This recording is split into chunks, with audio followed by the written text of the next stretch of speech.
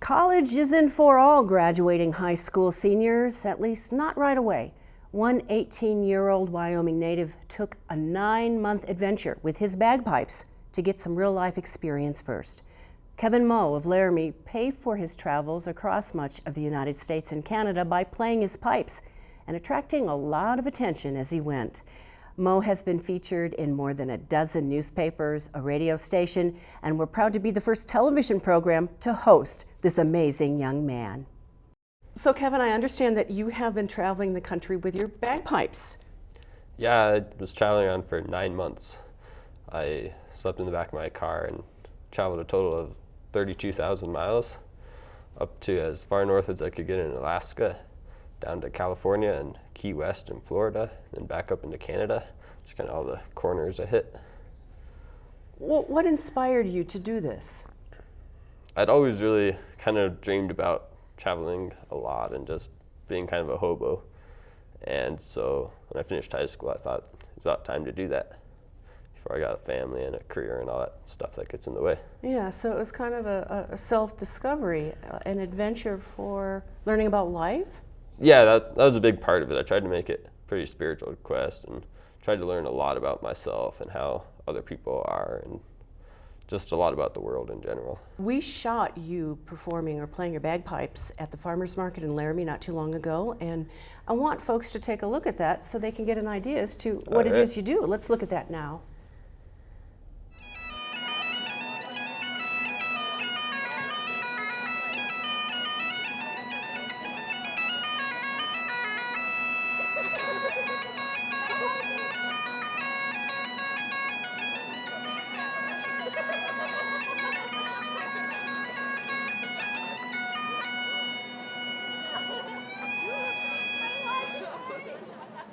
Is what we just saw in that clip pretty typical of what you do?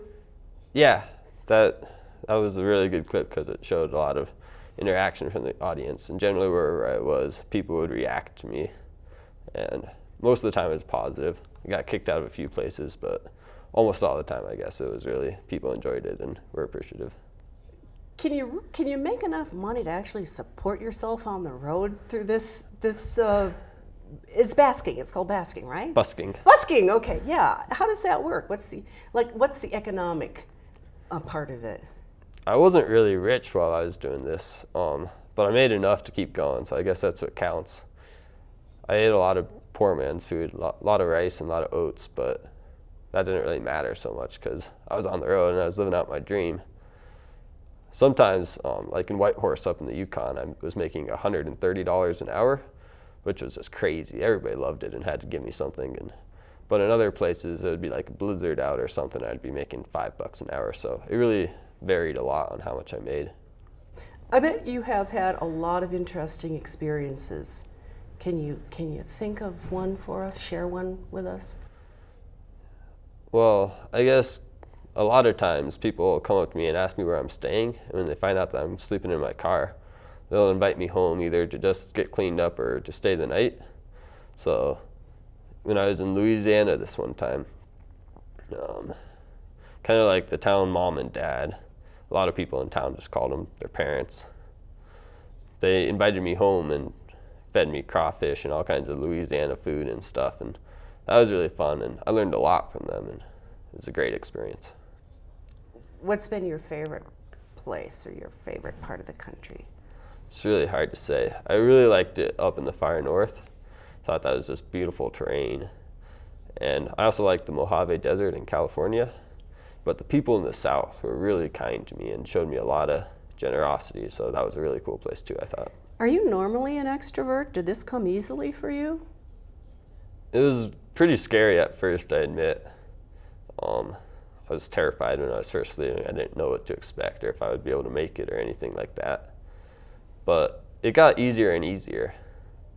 I know that the first time I was kicked out of a town, it was Tacoma, Washington. And that kind of, it freaked me out. I thought I would never be able to make it as a bagpiper. So that kind of shut me down for a little bit, but I got over it. And after that, it was a lot easier. They kicked you out? Did they like tell you to leave the city limits, or did they just ask you to stop playing? I guess they just asked me to stop playing. They threatened to arrest me and fine me a bunch of money and stuff. Yeah. That's breaking noise ordinances and disrupting traffic and all kinds of fun stuff. But then again, there are lots of people who appreciate it and they hire you to do memorial services and other things? Yeah. Actually, this one time I was in Bozeman, Montana. It was the first town I started playing in, actually. Before I even started busking, this guy comes up to me and he sees me in my kilt. And he invites me to play at his daughter's wedding that weekend. So I just got hired right there for a wedding that was in just a few days. I thought that was pretty amazing. What you're wearing is symbolic, I know that. Can you describe it and how it, why you chose to wear what you did today? It's kind of a tradition, I guess, to wear this. The names of what I'm wearing, I guess, is the feather in my hat. It's called a hackle. It used to denote rank in the military, but they kind of don't do that anymore. The hat is called a balmoral. The shirt is a Jacobite shirt. The kilt is in the Blackwatch tartan. This is called a sporon, which is the Gaelic word for purse, so it's kind of a man purse, I guess. And then my shoes are called gillybrogues. And in my sock, I have a ski and do, which is a little penknife kind of a thing. You spent 9 months straight on the road? I was home, I guess, for 13 days at Thanksgiving, so not exactly 9 months. But are you going to continue on with this adventure? I plan on doing something kind of similar, just on a bike instead of driving a car. I think I'll meet a lot more people that way, and this time I have some people to go with, so it'll be pretty different, but it'll kind of be the same. I'll be busking and stuff. But you'll be carrying your pipes on your back when you bike. Yeah, exactly. Oh God, so you're the vagabond piping biker? Or I guess so. I like to call myself a nomadic bagpiper. It sounds pretty classy, I think. But and then after you're tired of these musical adventures, what do you see yourself doing in the big picture? I really don't know, which is kind of why I'm just stalling right now and having these adventures. I'm kind of hoping to get some insight into what my destiny is, I guess. Well, it sounds like a marvelous way to do that, Kevin Moe. Thanks for joining us today on Wyoming Signatures. Thank you. Kevin, we wish you the best.